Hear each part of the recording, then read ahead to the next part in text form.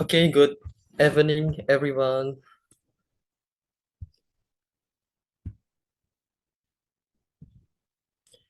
So, welcome to our talk show about studying abroad. And actually, this talk show is presented by me, Naufal, and then Iyas, Abel, Anissa, Yaya, and Yaya.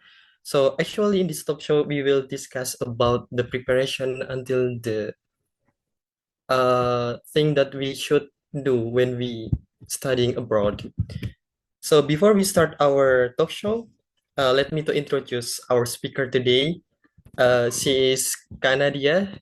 Hello, Kanadia. Hi. Okay, maybe you can introduce yourself to us. Okay. All right. Thank you, Naufal. Hi, everyone. Thank you so much for this opportunity. My name is Nadia Safiana Rahma, but you can call me Nadia. I am currently a student at UNY, majoring English education, and talking about studying abroad. Um, I was actually an exchange student to America in 2021 until 2022 under the program KLES, or Kennedy Luger Youth Exchange and Study. I think that's it for me. Okay, thank you, Kanadia. Such a beautiful introduction. So let's start our talk show. Okay, the first session is about pre-departure, and the question will be delivered by Nissa. All right, thank you for the time, Naufal. So, Kanadia, before we jump into your life abroad, maybe you can start by sharing a bit about your preparation process. Like, what did you do about, before leaving? What kind of research did you do about America, and what made you decide to choose America as your study destination? Like, feel free to tell us the whole story, your thoughts, your motivation, everything.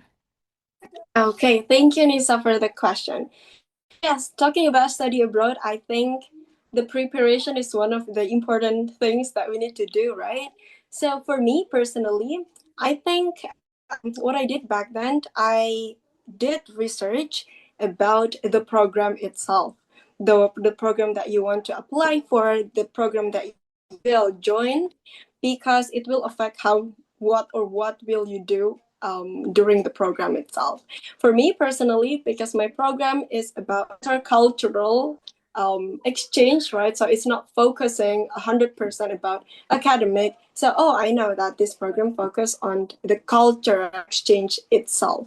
So, yes, I did research about the program. What is the goals? Because if you really know about the program, it's gonna be it's gonna be easier for you to do all the process, the interview, and then all the selections process, because it'll make yourself aligned with the program itself, because you want them to know that we are actually the good candidate for that program.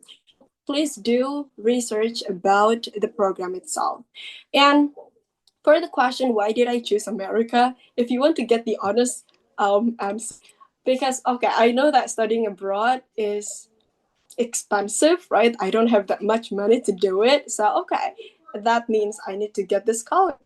And apparently the scholarship that offered to me back then was just for American country. So I was like, okay, that's the only option. But I feel like beyond that, I feel it's really interesting to know about America more, because I know most of us know that America is about New York City, big city, and then the Hollywood movie that we watch, the Western movie. But I'm sure that must be the culture or something behind it that people, not all everyone knows about it. So I feel like it's a really good opportunity for me to actually learn more during the program, during the study abroad itself. So yes, that's it. Thank Okay, you. thank you, Kanadia. So we'll move to the next question about the first day abroad, the arrival experiences that will be delivered by Yaya. All right, thank you. So because you already shared about your preparation, now let's talk about the moment you actually arrived. Alright, what were the first things you did on your very first day there? And can you tell us about your first impression? Like what surprised you and how you felt stepping into a completely new place? Thank you. Okay, thank you for the question.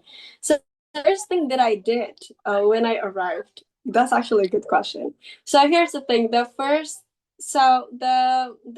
place that I arrived, Washington D.C., the capital city, um, and then we stayed there for a night with some of Indonesian friends. Before on the next day, we'll actually have the flight to our placement. My placement it was in Washington State. It's like 5 hours away from Washington D.C. If we talk about the first thing that I did in Washington D.C., of course I was so happy, right? And then the first impression that I got, oh my gosh, like everything's different, and there are a lot of things that we don't have here in Indonesia. So I was really impressed. Can you imagine like the village kid like me? I'm from Bantul, so it's completely different thing that I saw there. But I remember the first night that I got, I was crying because because I realized at that moment I realized that, oh my gosh, like I am actually far away from my parents. What if I don't get any friends? What if I cannot adapt? All the overthinking happens in my head at that moment. So the first thing that I did basically cried at night because somehow it's kind of scary for me. But then the day after, I flew to Washington State actually to meet my host family, and that was really fun, even though that's scary as well. But I remember that the first thing I did, I asked a lot of questions because there are so many different things. I asked more like from the really simple question like, oh, how we iron the clothes, like how should I do every day, what kind of job they have, or like the normal thing for them, but it's just different from me. So yeah, I ask a lot of questions there, and I adapt with all the situations, including I was scared of cats, but my host family got 3 cats, so yeah, I adapt with the cats as well. That's the first thing that I did. So, yes. That's the answer. Thank you. Okay, thank you, Kanadia. It's really interesting when I heard that you came from Bantul, actually. Okay, we'll move to the next question about the adapting to a new society and culture that will delivered by Abel. Yeah, thank you so much, Naufal.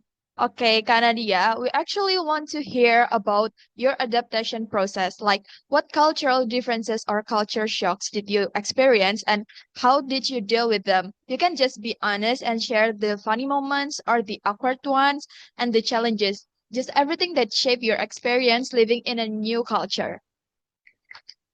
Okay, good question. Thank you, Abel. Yeah, there are so many culture shocks that happen, of course. As I mentioned before, I was curious, how do they iron the clothes? But apparently, they don't iron the clothes. We always iron our clothes, right? But they don't, because from the machine, it will directly, come out clean. So it's a thing. But if I need to wrap up all the culture shock that I got, I feel like one word to describe the culture is freedom that they have there. It doesn't mean we don't have freedom in Indonesia, but it's just completely different with the freedom that they have over there. Freedom in any kind of things in our life. For example, freedom of speech. I feel like Americans are more open. They are more vocal with what they think, with what they if they want to say something, they will say it. And I remember I got this one class that's really active. In the class they can actively discuss something with the teacher, and then they ask questions, they share opinions, those kind of things, which is kind of different for me, because back then when I was in senior high school, I was kind of like passive student. I won't ask questions if the teacher don't actually ask me to ask something, right? But there they even voluntarily ask questions, share opinions. So that's different. Whether it's in school, in household situation, in neighborhood, and family, kind of thing that happens all the time. They are more vocal, I think. And then another example for the freedom, I feel like they have freedom of dressing up. It is also something different than we have here. I feel like here in Indonesia we have this specific way to dress up. There are a lot of factors. Religious, we know Indonesia is a religious country, right? But yes, besides that, or in just politeness in general, we have this certain of dressing up way. And in America, I feel like they can express their self through the dress that they wear. They can choose to wear whatever they want without fear of being judged by other people, which is something that we don't have here, right? And I feel like that's actually a good thing for some reason, um, because we can explore ourselves more over there, right? But still, um, sometimes the differences that happen here and there we cannot directly apply that here in Indonesia, right? Because we need also to see the people around us. So yes, the freedom of dressing up. And then the last thing, talking about freedom, it's kind of sensitive for some people, but this is actually happening over there, is freedom of sexual orientation, or we of course know LGBT Q plus. Sometimes they also call it Q plus, other Q plus.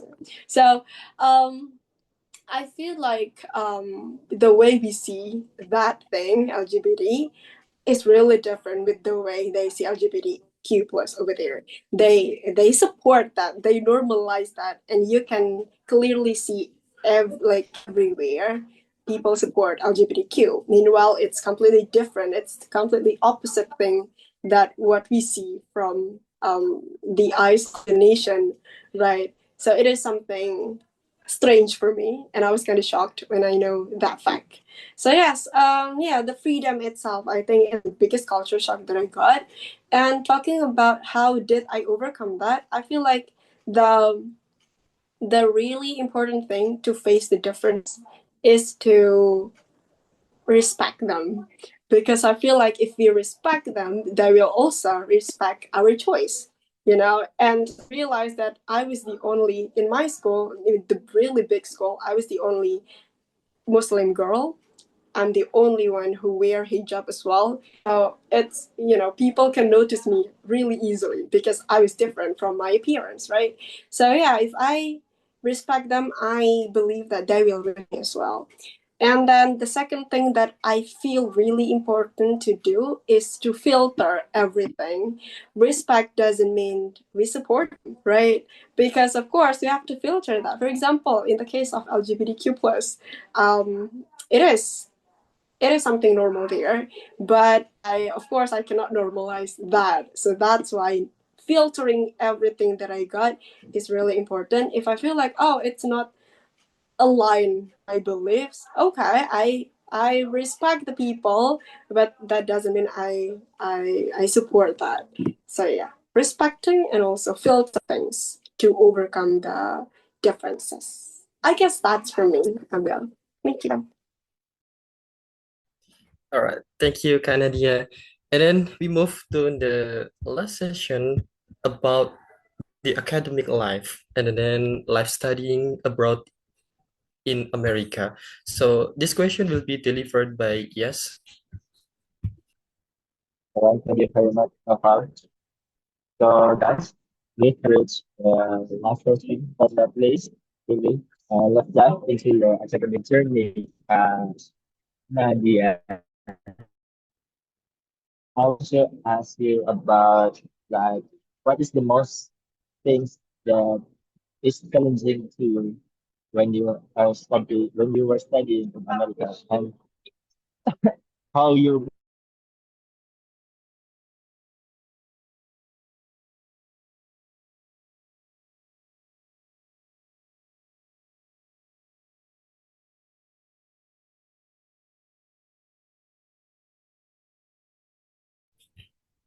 Maybe Iyas have a trouble with their signal.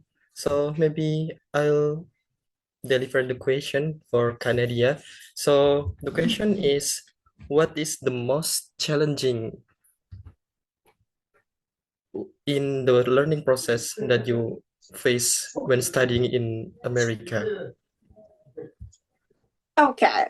All right. Thank you, Iyas and Naufal. So, the most challenging thing that happened, of course, maybe because we are Indonesian, right? So I got a little difficulties in the term of academic language, right? Because the language that they use, the teacher, they speak really fast. Sometimes I need to really pay attention so that I understand what they're talking about in the class. And then another thing that I think it's really hard, when it comes to um, critical thinking. I feel like the Indonesian high schooler, we're not used to a good critical thinking.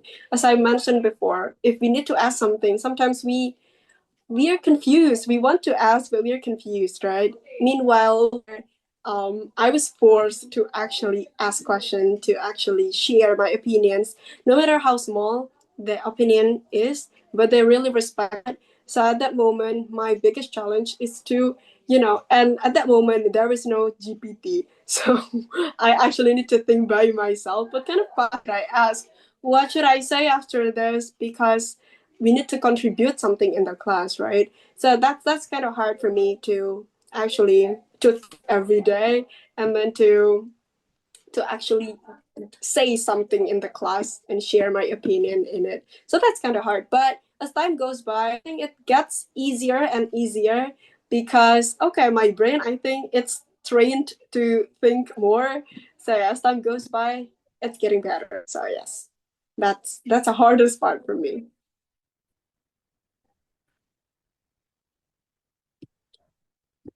Or wait, I have one to add. Actually, related to the academic thing that people don't talk a lot in America is that usually here in Indonesia we do sport outside the school, right? We have extracurricular, but in America it counts as academic thing. So people take sports seriously. It's fine if your score is not that good.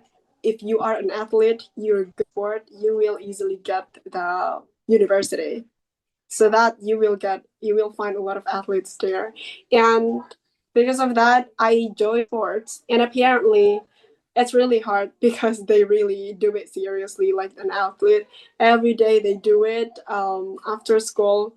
So that also a shocking thing for me because I didn't expect that it's going to be that serious about sport because yeah, it counts for the academic thing. So yeah, that's it. Thank you.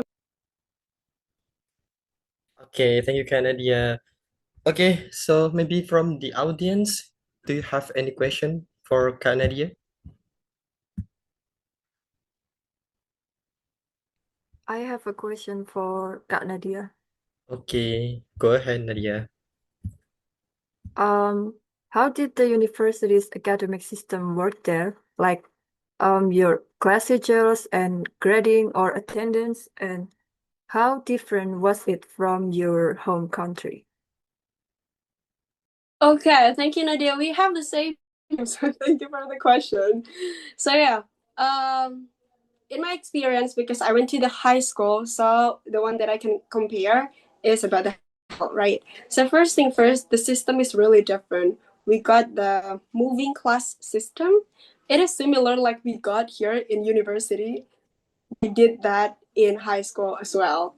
So every period, like different period, we will move to different class, one to different other class. That's a thing. Second, the difference that they have in one class, it can contain of the ninth grade, 10th grade, 11th grade, or even 12th grade. So you will meet your juniors or seniors in the same class. So it's also new for me, I think. That's a thing. And then I feel like American school, they focus more on the practice itself, yes, they got like the math, English, but they also focus on the practice itself. Me personally, I joined it choir and then joined it photography class, and we actually did go outside to actually take pictures instead of talking about the theory in the class.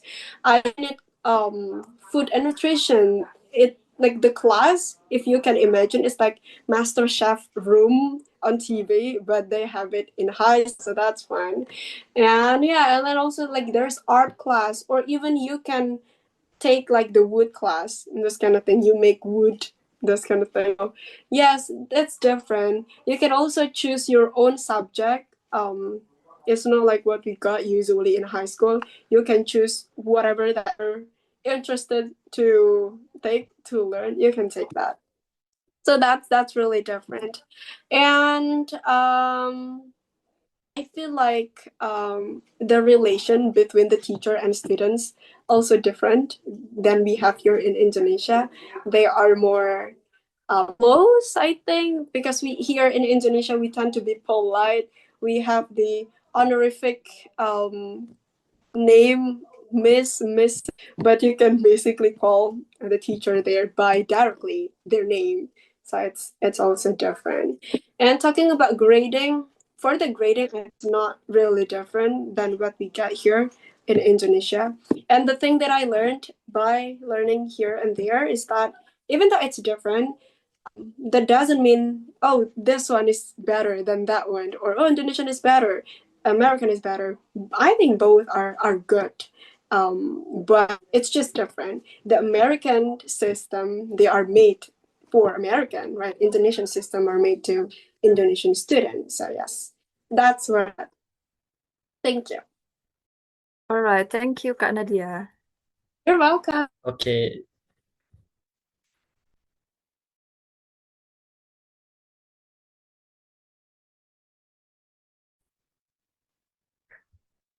Okay, thank you, Kak Nadia.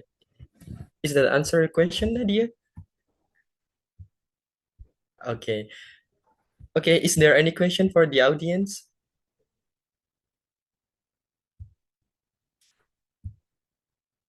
I have a question. Okay, Rafif. Hello, Kak Nadia. My name is Rafif, and my question is, where did you live during your studies abroad?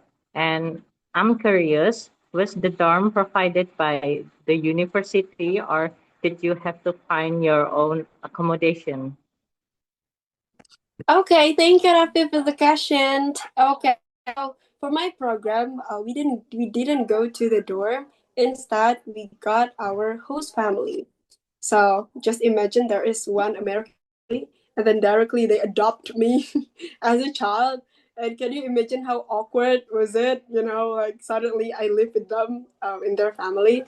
So yeah, I live in the house, like the locals' house. My family contains with my host mom, my host dad, and one little sister. So yes, I lived there for the 10 months. And what I did, of course, I did like what they did every day, basically. Just help them sometimes to do the chores, cleaning the bedroom sometimes, my own room, and then play with the cats. And yes, because I think it's such a privilege because living with the locals give me more experience, right? And yes, it's just a fun experience because they treated me like their own kid. So yes, I live with the host family in American house. That's the answer. Thank you. Thank you, Kak Nadia. Okay, thank you, Kak Nadia and Rafif. Is there any question from the audience? Me. I have a question. Okay, Ellen. So my name is El, and I have a question for Kak Nadia. Have you ever had a moment that made you feel like, wow, I'm really living in a different country now? Okay, thank you for the question. Of course, there are some moments that like realizing me, I actually live in different country. First, maybe about when I see my host fam for the first time, I feel like, oh my gosh, like I got new family in different place. So nice, I'm not alone here. So that's the first thing. And then the second, maybe when I saw my first snow, they have really different weather. Autumn is the snow, which is one of my childhood dream, like everyone's dream, I think, to see the snow. So at that moment, the first snow that I saw, oh my gosh, it's actually really amazing to see snow and then to play with the snow. That's actually the moment that I was like, oh my gosh, like I'm actually really living in this kind of country. So yeah, that's a thing. And then maybe the last one, when I feel like my brain started to switch to English because every day I need to speak English, and I got no friends from Indonesia in my place. Like I was totally alone. So yeah, the moment I feel like, oh, my brain started to switch to English when I speak. So that's also the moment that I felt okay, like I am actually living in different country. So yeah, that's it. Thank you. Okay, thank you, Canada. Is that answer your question, El? Yes, thank you very much. Okay, is there any question for the audience, from the audience?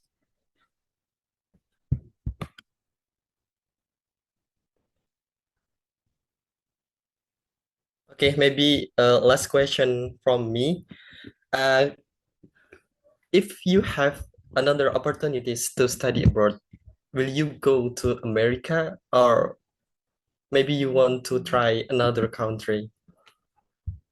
Okay, that's actually a really nice question. So, I had a change to do study abroad, I will probably try to go to the Europe because I just want to try something, right? And I feel like I also want to know their education system, how the university go there as a developed country, right? So yeah, I think I would choose Europe or UK probably.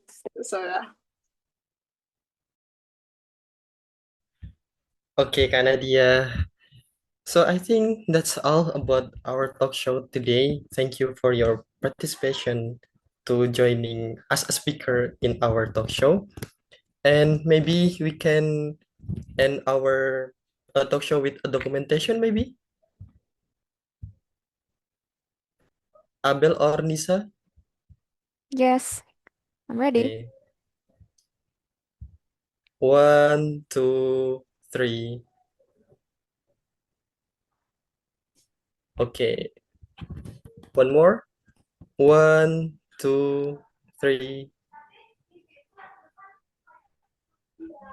Okay. Thank you, everyone, and have a good day. Bye. Bye-bye. Thank you so Thank much, you. Kanadia. Let's get to know our guest first. Alexa, could you please introduce yourself? Maybe share your name, where you're from, your major, and the university you're currently studying abroad. So, my name's Alexa Watson. I am from America and I've been in Indonesia about 3 months now. I finished my bachelor's degree in America in early childhood education, and I'm now taking a gap year in Indonesia to learn more about the culture and different peoples. And so while I'm here, I'm taking classes in the BIPA program to learn Bahasa Indonesia. And then after a year, I'll go home and start working.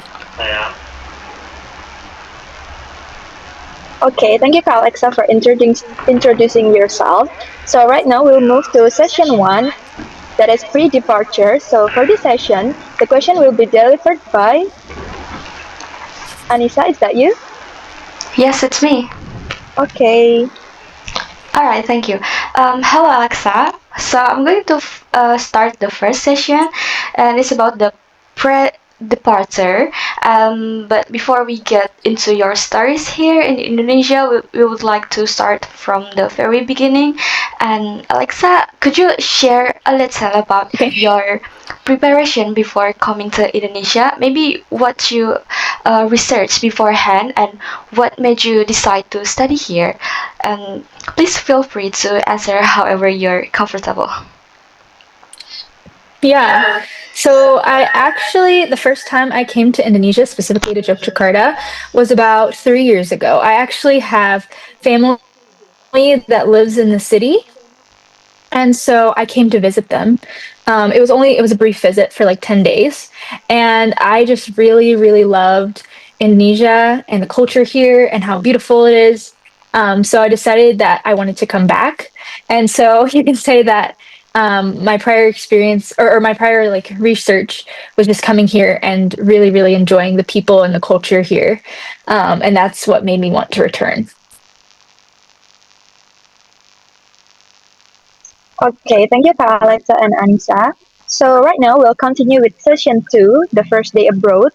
The questions for Okay. this session will be asked by Eka. Alright, thank you, Isabel. For the Yeah. next part, we love to hear about the moment you first arrived, about like Mhm. what was your very first day in Indonesia like. So you can share anything like your first impressions, things that surprised you, or how you felt stepping into a completely new environment. Thank you. Yeah. So my first day here, or I guess just landing in Indonesia, like getting off the plane, was my first feeling was relief because America is so far away. So I was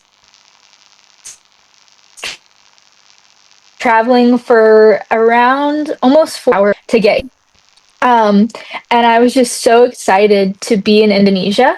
My aunt came and picked me up from the airport and showed me my new place. And I was just filled with excitement about starting this new place. So most of that day I spent with my family that lives here, and then I'll share a little bit about also my the next few days that I was here as well. Over the next few days, I went to UNY to see the campus and see where I was going to be taking classes, and that also just made me so excited to start. I went to the international office and met some of the faculty there that the professors that would be part of my classes, my Bahasa classes, and yeah, I was just so excited. That was like the main feeling I had was excitement to be in to finally be in Indonesia after months of getting ready to come. So Okay, next, we'll move to session 3, adapting to a new society and culture. And the question for this mhm. session will be delivered by Naufal. Okay, thank you. So I'm kind of curious about your adaptation process in Indonesia. Yeah. What cultural differences did you face when you came to Indonesia? And what culture shock did you experiences? And how did you overcome those culture shocks and the differences? And you can be honest Mm. and share the funny moments if you have the funny moments, the awkward ones and the challenges one. Everything that shaped your experience being in a new culture. Yeah. So, first, I just want to start off by saying, for the most part, I really do love Indonesian culture. And it is very different from America, but there's a lot of things I really, really respect and admire about Indonesian culture. I think the biggest thing that I love and also appreciate, but also something I had to get used to, was in America, we're very task oriented. Everything is always like yeah, like you have to get it done as quickly as possible.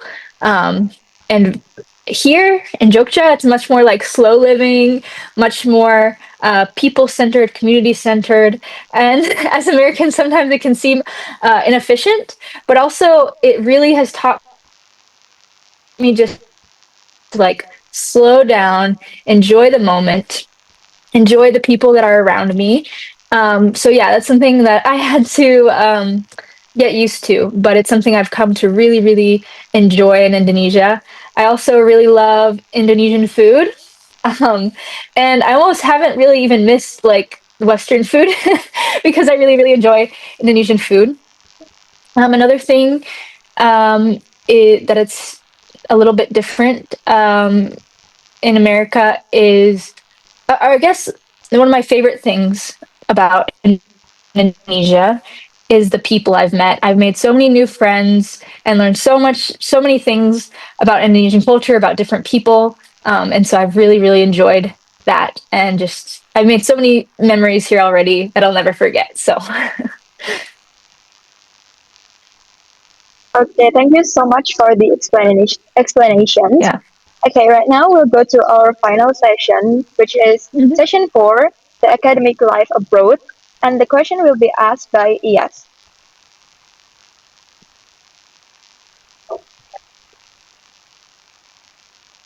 Okay, Evening, Iyas, are you everyone. I'm Iyas, and now it's the fourth session.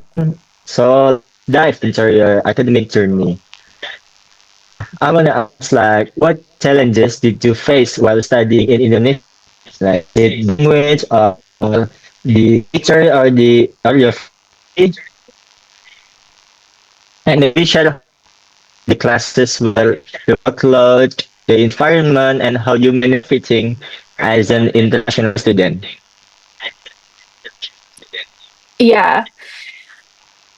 So, so I've only been here for 3 months. This is my first semester. I'm finishing my first semester here, and so I'm still learning. And all of my classes right now are for Bahasa Indonesia. And so I guess just learning a new language. There's been so many challenges of just like wanting. There's some people that speak English, which has been very helpful, but a lot of people just speak Bahasa Indonesia or speak Javanese. And so I think that language barrier has been really, really hard. And even though I'm learning Bahasa Indonesia, there's still some times that I'm like, man, I wish I could just speak to people in their language. And there's limitations there. And so just the challenges of learning a new language has been difficult, but I've really grown through it. I feel like I've learned so much in the past 3 months, and I hope to learn even more in this coming semester. And yeah, I just really would love to be able to speak to people in their native language. So yeah, I'm still learning, but it's been good. okay? Thank you so much for sharing all of that, Alexa. So Yeah. before we close today's talk show, we like to open a short Q&A sessions for the audience. So for Yep. everyone here, does anyone have a question for Alexa? Maybe we will take 3 questions. Is that okay? Yeah, that's fine. Okay, so for the audience, you can raise your hand if you have question for Alexa.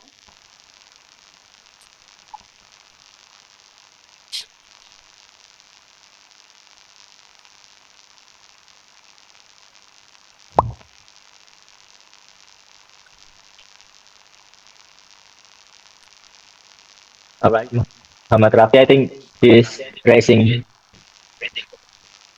Okay, Rafi, you can ask the question. Yeah. Okay, so I'm Raffi, and my question is for Alexa. So during your time studying here in Indonesia, what has been your favorite thing about Indonesian culture or daily life? So what's your favorite thing about Indonesian culture and also the daily life? Okay, thank you, Alexa. Okay. One of my, I've already mentioned this, but I really love Indonesian food. My favorite has been rendang. Is one of my favorite Indonesian dish. So another thing I love, and I kind of mentioned this before too. I really love how community-centered Indonesian culture is, and I have definitely felt the hospitality from the people in Yogyakarta and my friends, and I have just felt so welcomed here. So I really appreciate that from all the Indonesian people, and I definitely see the hospitality, the the I guess politeness and yeah, that is really the community that I've already built here after 3 months has been yeah, it's one of my favorite things about Indonesian culture. So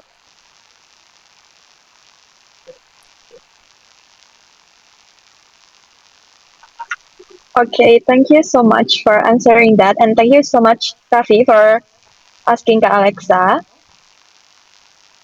Okay, right now let's hear the next question. Okay, Eleanor, you can ask the question.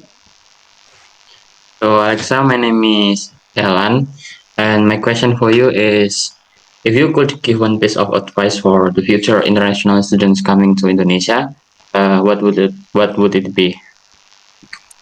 um, I think that probably this is pertains to learning a new language, learning Bahasa Indonesia. For students coming here having to learn a new language, I would say don't be afraid to make mistakes and lean into your lean into your Indonesian friends and ask them questions. Try to speak as much as possible with them in Bahasa so that that I think that has helped me the most in learning language is speaking with my friends. And so, like I said, just don't be afraid to make mistakes, to say things wrong, because I found that the people here will help you and they'll correct you, but they will guide you in the right direction. So, yeah.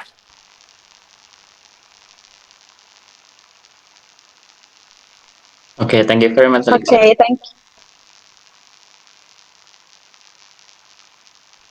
Okay, thank you. Okay, so does anyone here have another question?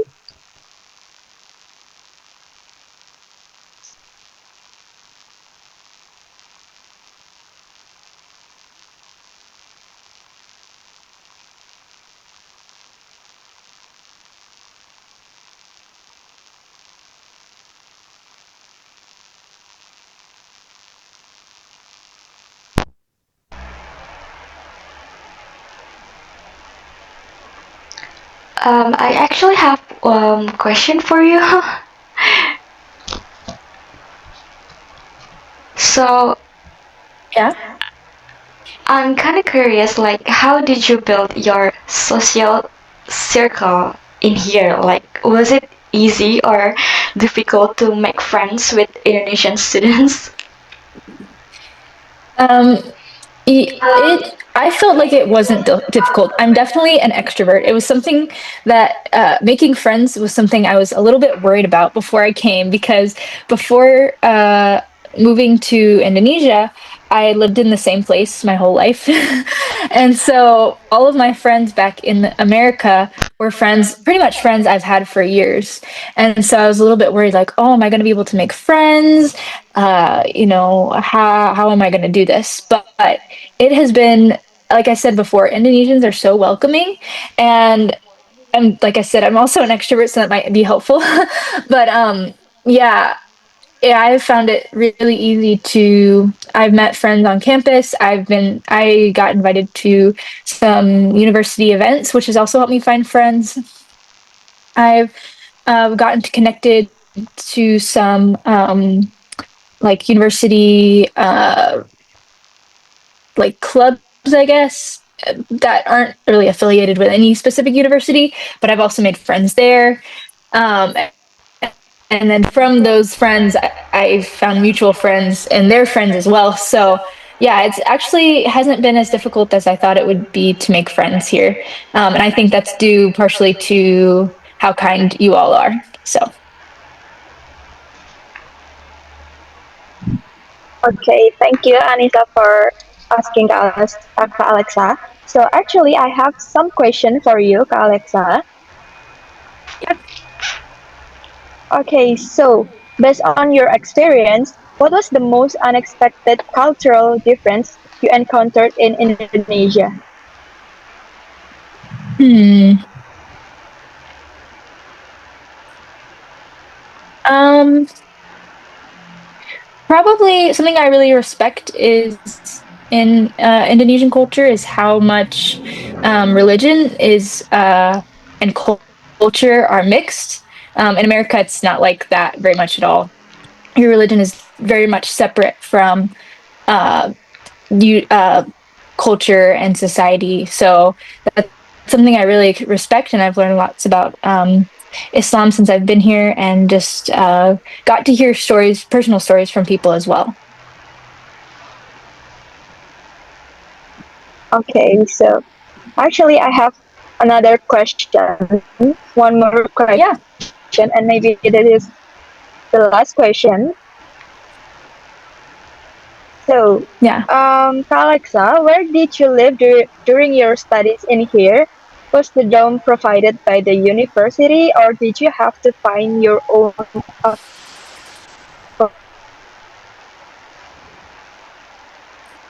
Yeah, so it cut out a little bit, but I think you're asking if about the place I live. So I live in a coast, actually, and it wasn't provided by the university, but my aunt and uncle who live here helped me find it.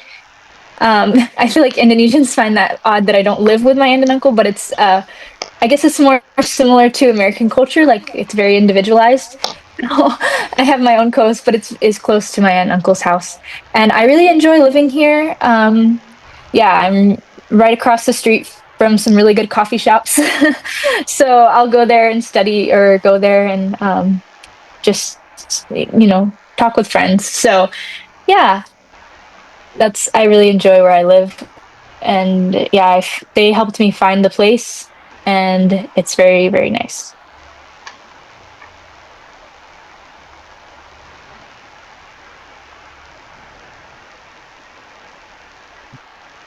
Okay, thank you so much for answering that, Alexa, and thank you for the audience. And before we officially end these sessions, we love to take a quick photo together.